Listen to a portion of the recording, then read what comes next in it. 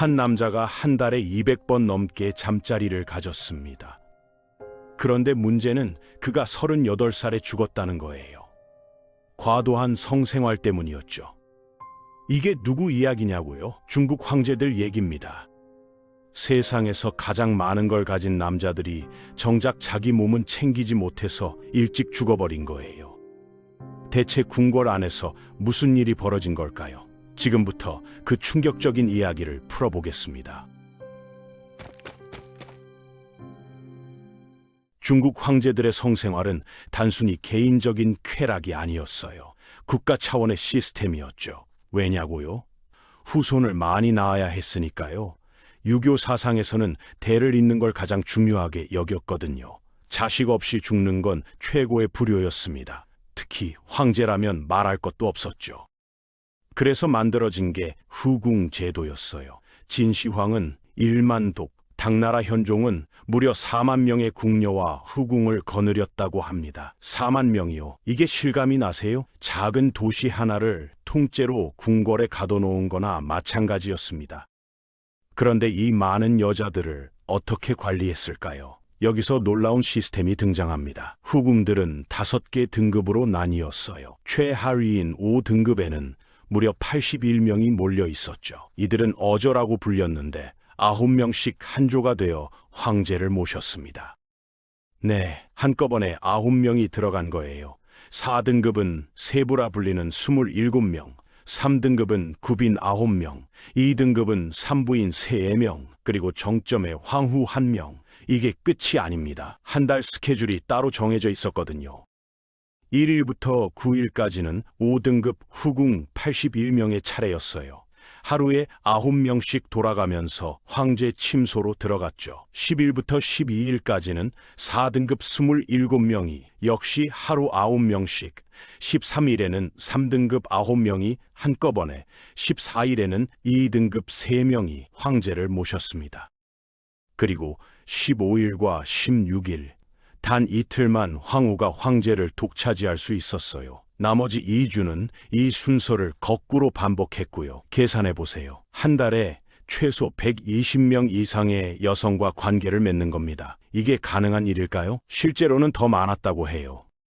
그런데 여기서 중요한 건 황제가 모든 여성과 실제로 관계를 가진 건 아니라는 겁니다. 한꺼번에 9명이 들어가도 황제가 마음에 드는 한두 명만 선택했거든요. 나머지는 그냥 구경만 하다가 나가야 했죠. 이게 얼마나 잔인한지 아세요? 평생 한 번 올까 말까 한 기회를 그냥 날려버리는 겁니다. 그래서 후궁들 사이의 경쟁은 상상을 초월했어요. 자신을 어떻게든 어필해야 했으니까요. 후궁들이 황제를 만나기 위해 거쳐야 했던 과정도 독특했습니다. 우선 철저한 목욕 의식을 치러야 했어요. 온몸을 깨끗이 씻고 향을 발랐죠. 채모도 모두 제거해야 했습니다. 그런데 여기서 끝이 아니에요. 옷을 완전히 벗고 이불에 말린 채로 환관들에게 엎혀서 황제 침실까지 갔거든요. 왜 이렇게까지 했냐고요? 안전 때문이었습니다. 후궁이 옷 속에 칼이나 독을 숨겨올 수도 있었으니까요. 실제로 명나라 가정제는 궁녀들한테 암살당할 뻔한 적이 있었거든요. 환관들은 황제와 후궁의 모든 걸 기록했습니다. 어느 날 누구와 몇 시에 잠자리를 시작했고 몇 시에 끝났는지, 심지어 몇 번 했는지까지 적었어요. 왜 이렇게 상세하게 적었을까요? 나중에 후궁이 임신했을 때 아이의 아버지가 황제임을 증명하기 위해서였죠. 궁궐에서 혈통 문제는 목숨이 걸린 일이었거든요. 후궁들은 황제와 관계를 맺고 나면 팔에 지워지지 않는 염료로 표시를 받았어요. 날짜까지 같이 적혀 있었죠.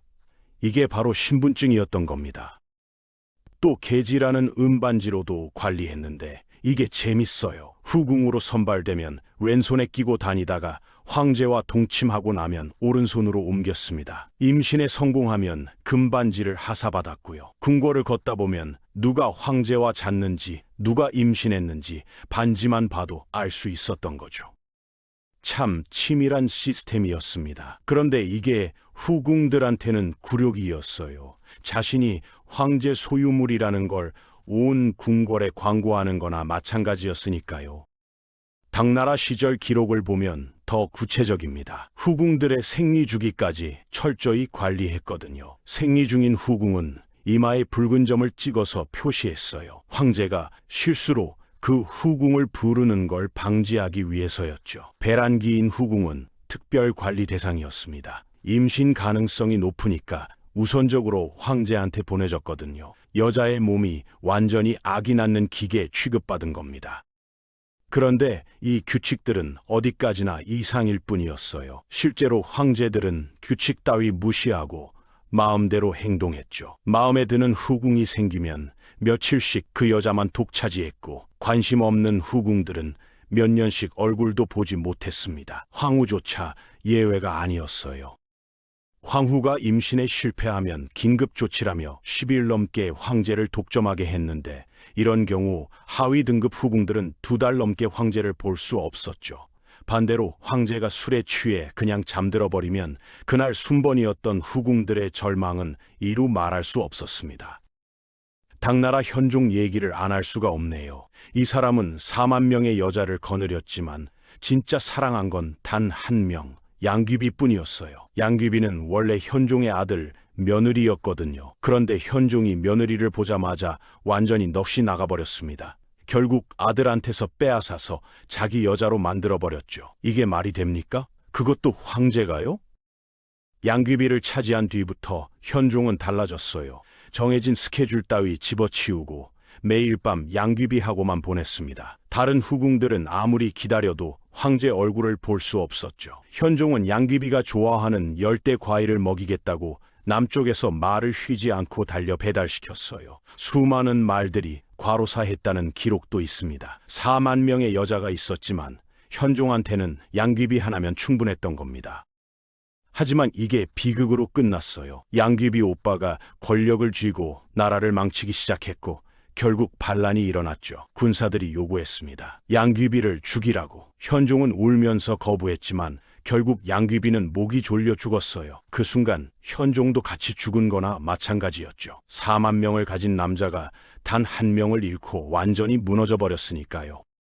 조비는 또 다른 케이스였습니다. 이 사람은 아버지 조조가 죽자마자 제일 먼저 한 일이 뭔지 아세요? 아버지 후궁들을 모조리 자기가 차지한 겁니다. 그중에 견씨라는 여자가 있었는데 조비는 이 여자한테 완전히 빠져버렸어요. 견씨는 원래 적장의 며느리였거든요.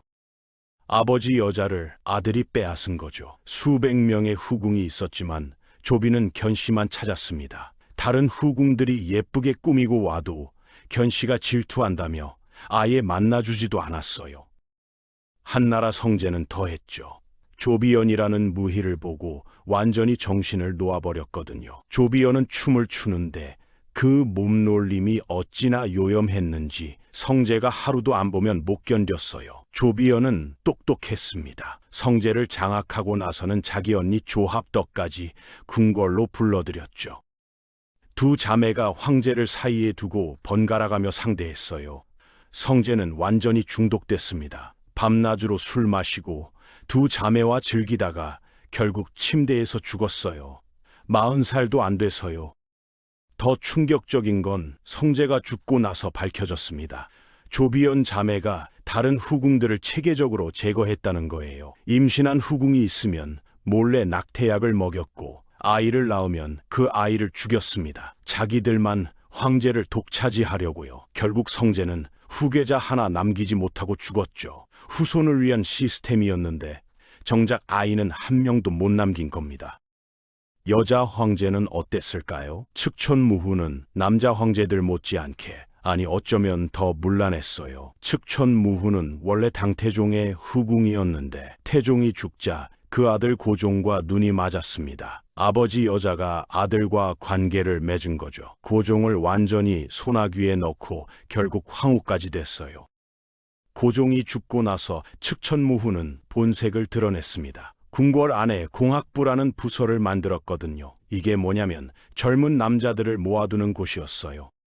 전국에서 잘생긴 남자들을 3,000명이나 끌어모았습니다. 낮에는 비서처럼 시중을 들게 하고 밤에는 침실로 불러들였죠. 70살이 넘은 할머니가 20대 청년들과 매일 밤 잠자리를 가진 겁니다. 측천무 밑에서 가장 유명했던 남자가 장창종이라는 사람이었어요. 이 사람은 얼굴도 잘생겼지만 침대에서의 기술이 뛰어났다고 합니다. 측천무후가 완전히 빠져서 온갖 권력을 다 줬죠. 장창종은 그 권력으로 나라를 농락했습니다. 결국 신하들이 쿠데타를 일으켜 장창종을 죽이고 나서야 끝났어요. 명나라 가정제는 또 다른 극단이었습니다. 이 사람은 불로장생에 미쳐 있었거든요. 도교 승려들이 뭐라고 했냐면 어린 처녀와 관계를 맺으면 그 정기를 빨아들여 오래 산다는 거예요. 가정제는 그걸 믿었습니다. 전국에서 10대 초반 어린 소녀들을 강제로 끌어모았어요. 300에서 400명이나 됐다고 합니다. 이 어린 소녀들은 매일 밤 지옥을 경험했죠. 가정제는 한꺼번에 여러 명을 상대했고 기력을 유지하기 위해 온갖 약을 먹어댔습니다. 견디다 못한 궁녀 16명이 어느 날 밤 결심했어요. 가정제가 잠든 사이 목을 졸라 죽이기로요. 끈으로 목을 감고 힘껏 당겼는데 너무 긴장한 나머지 매듭을 잘못 묶어서 실패했습니다. 가정제는 깨어났고 16명의 궁녀는 모두 능지처참 당했어요. 온몸이 갈기갈기 찢겨 죽는 형벌이었죠. 불로장생을 꿈꿨던 가정제는 결국 육시살에 죽었습니다. 그것도 온갖 약물 부작용으로요. 그런데 이런 황제들의 문란한 생활에는 비밀 무기가 있었어요. 바로 방중술이라는 겁니다. 도교에서 나온 성생활 비법인데 이론은 이래요. 남자가 여자와 관계를 맺되 절정에 이르지 않으면 여자의 정기를 빨아들일 수 있다는 거죠. 그래서 한 번에 여러 명과 관계를 맺되 사정은 최대한 참아야 한다는 겁니다. 황제들은 이걸 믿고 하룻밤에 5명, 10명씩 상대했어요. 정기를 많이 빨아들일수록 오래 산다고 생각했으니까요. 실제로는 정반대였죠. 몸이 망가질 수밖에 없었습니다. 그래서 황제들은 온갖 보약을 먹어댔어요. 사슴뿔, 호랑이 고환, 인삼, 녹용, 심지어 수은이나 납 같은 중금속도 불로장생약이라며 먹었습니다. 진시황도 이상한 약을 먹다가 쇠 10살도 안 돼서 죽었거든요. 가정제도 마찬가지였고요. 권력의 정점에 선 남자들이 죽음이 두려워서 온갖 약을 먹어댔는데 그 약이 오히려 목숨을 앗아간 겁니다. 중국 황제들의 평균 수명이 38살이었다는 건 우연이 아닙니다. 당시 일반 백성들도 쇳살에서 60살까지는 살았거든요. 최고의 음식, 최고의 의료 혜택을 받던 황제들이 오히려 일찍 죽은 이유는 명확했죠. 과도한 성생활과 약물 낭ung 때문이었습니다. 하루에도 몇 번씩 잠자리를 가지고 방중술 한답시고 절정을 참고 보약 먹고 술 마시고 이런 생활을 몇 년 하다 보면 몸이 버틸 수가 없었어요. 후궁들의 삶은 어땠을까요? 겉으로 보면 화려해 보이지만 실상은 비참했습니다. 수천 명이 궁궐에 갇혀 있었지만 황제 얼굴 한번 보기도 힘들었거든요. 평생 처녀로 늙어가는 여자들이 대부분이었어요. 어쩌다 황제와 하룻밤을 보내도 그게 끝이었습니다. 다시는 불러주지 않았으니까요. 그러다 황제가 죽으면 순장되거나 절에 보내져서 여생을 보냈죠. 젊음을 궁궐에 바쳤지만 아무것도 얻지 못한 겁니다. 후궁들끼리의 경쟁도 살벌했어요. 진나라 사마충의 황후 가난풍은 불임이었는데 임신한 후궁을 보면 질투에 미쳐서 그 자리에서 죽여버렸다고 합니다. 배를 갈라 아이를 꺼내기도 했대요. 완전히 미친 짓이죠. 하지만 그만큼 절박했던 겁니다. 황제의 아이를 낳지 못하면 평생 천대받으며 살아야 했으니까요. 심지어 아이를 낳아도 안전하지 않았어요. 다른 후궁들이 그 아이를 노렸거든요. 독살하거나 사고로 위장해서 죽이는 일이 비일비재했습니다. 궁녀들 중에는 환관과 몰래 관계를 맺는 경우도 많았어요. 환관은 거세당했지만 완전히 불가능한 건 아니었거든요. 외로움을 견디지 못한 궁녀들이 환관에게 의지했고 들키면 둘 다 처형당했죠. 그럼에도 불구하고 이런 일은 끊이지 않았습니다. 그만큼 궁궐 생활이 고통스러웠던 거예요. 수천 명의 여자가 있었지만 정작 사랑은 없었던 겁니다. 흥미로운 건 후궁 선발 과정이었어요. 3년마다 전국에서 미녀를 뽑아 올렸는데 기준이 까다로웠습니다. 키는 얼마 이상, 피부는 얼마나 하얗고, 목소리는 얼마나 곱고, 심지어 발 크기까지 정해져 있었어요. 선발된 소녀들은 궁궐로 끌려가기 전부터 교육을 받았습니다. 어떻게 걷고, 어떻게 말하고, 어떻게 황제를 모셔야 하는지 일종의 성노예 양성 과정이었던 거죠. 궁궐에 들어오면 먼저 하녀 노릇을 했어요. 선배 후궁들 시중을 들면서 궁궐 생활을 배웠죠. 운이 좋으면 몇 년 안에 황제 눈에 띄었지만 대부분은 평생 하녀로 살다 죽었습니다. 황제 얼굴 한번 못 보고요. 그런데 재밌는 건 등급이 낮을수록 황제를 만날 확률이 높았다는 겁니다. 5등급이 81명이나 됐잖아요. 9일 동안 계속 새 얼굴이 들어왔으니까 그중 한 명이라도 황제 눈에 들 가능성이 있었던 거죠. 반대로 2등급이나 3등급은 인원이 적어서 경쟁이 더 치열했어요. 한번 탈락하면 다음 기회가 언제 올지 몰랐으니까요. 그래서 이들은 온갖 수단을 동원했습니다. 황제가 좋아하는 음식을 연구하고 황제의 취향을 파악하고 심지어 최음제를 사용하기도 했어요. 궁중 의원들은 은밀하게 후궁들한테 약을 팔았는데 이게 대박 장사였다고 합니다. 황제를 흥분시키는 약, 황제를 차분하게 만드는 약, 임신을 돕는 약, 온갖 종류가 다 있었죠. 그런데 이 모든 시스템의 목적은 뭐였을까요? 표면적으로는 후손을 많이 낳기 위해서였어요. 하지만 실제로는 황제의 권력을 과시하기 위한 수단이었습니다. 수천 명의 여자를 소유했다는 것 자체가 힘의 상징이었거든요. 다른 나라 사신들이 와서 궁궐을 둘러보면 놀라서 입을 다물지 못했다고 해요. 이렇게 많은 미녀들이 한 남자만을 위해 존재한다는 게 충격이었던 거죠.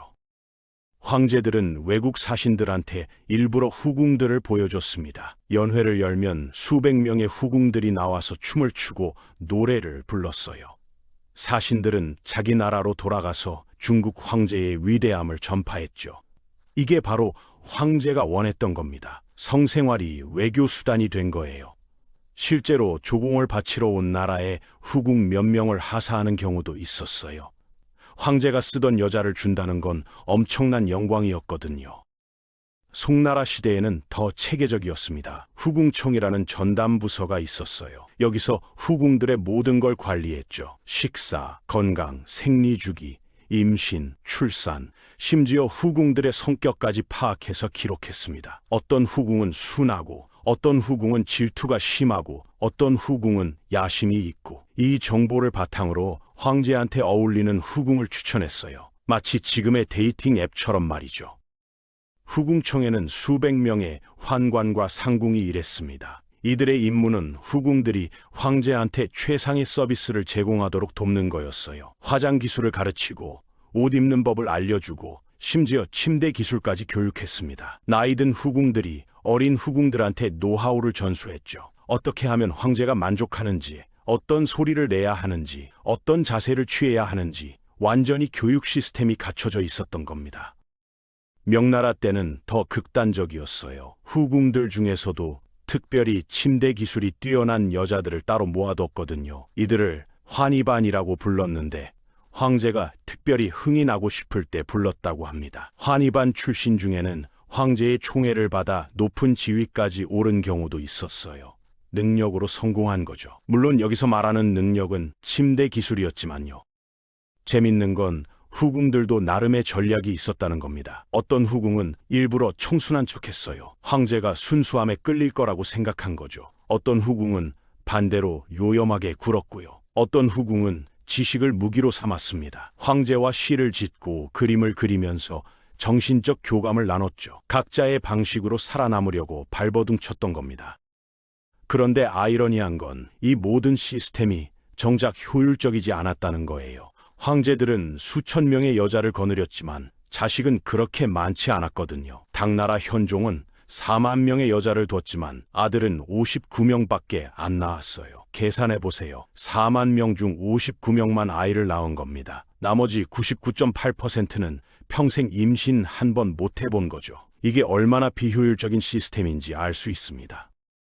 왜 이렇게 됐을까요? 첫째, 황제가 특정 여자만 선호했기 때문이에요. 대부분의 후궁은 황제 얼굴도 못 봤습니다. 둘째, 후궁들끼리 서로 방해했기 때문이죠. 임신한 후궁을 질투해서 낙태시키거나 죽였으니까요. 셋째, 황제 자신의 건강 문제였습니다. 과도한 성생활과 약물로 인해 생식 능력이 떨어졌거든요. 많이 하면 많이 할수록 오히려 임신 확률은 낮아진 겁니다. 한나라 에제는 극단적인 케이스였어요. 이 사람은 수천 명의 후궁이 있었지만 단 한 명의 자식도 낳지 못했습니다. 왜냐고요? 동풍이라는 남자와 사랑에 빠져서 여자한테는 관심이 없었거든요. 어느 날 낮잠을 자는데 동풍이 에제의 옷소매를 베고 자고 있었어요. 에제는 일어나야 했지만 동풍을 깨우기 싫어서 칼로 자기 옷소매를 잘라버렸죠. 그래서 생긴 말이 단수지벽입니다. 수천 명의 여자를 가진 남자가 진짜 사랑한 건 남자 한 명이었던 겁니다. 동진의 효무제도 비극적이었어요. 이 사람은 장귀인이라는 후궁을 특별히 총애했는데 어느 날 술 먹고 농담처럼 말했습니다. 너도 이제 30살이 넘었으니 슬슬 새 여자를 찾아야겠어. 장귀인은 웃으면서 넘어갔지만 속으로는 완전히 분노했죠. 그날 밤 효무제가 술에 취해 골아떨어지자 장귀인은 이불로 효무제의 얼굴을 덮었습니다. 그리고 그대로 질식사시켰어요. 30살 넘었다고 버리려 한 대가가 목숨이었던 겁니다. 서태후도 빼놓을 수 없죠. 이 여자는 황제는 아니었지만 황제보다 더한 권력을 쥐고 있었어요. 측천무후처럼 젊은 남자들을 모아뒀는데 차이점이 있었습니다. 서태후는 하룻밤을 보낸 남자를 다음날 아침이면 죽여버렸거든요. 비밀이 새나갈까봐요. 젊은 남자들은 영광이라며 기쁘게 서태후 침실로 들어갔다가 다음날 시체가 돼서 나왔습니다. 궁녀들은 매일 아침 새로운 시체를 치우느라 바빴다고 해요. 결국 중국 황제들의 성생활은 권력의 상징이자 동시에 파멸의 원인이었습니다. 세상에서 가장 많은 걸 가진 남자들이 정작 가장 중요한 건 지키지 못했어요. 자기 몸과 목숨 말이죠. 후손을 위한 시스템이었지만 정작 건강한 후계자는 나오지 않았고 사랑을 위한 게 아니었으니 진정한 행복도 없었습니다. 수천 명의 여자를 거느렸지만 외로웠고 불로장생을 꿈꿨지만 일찍 죽었죠. 모든 걸 가진 자가 가장 불행했던 겁니다.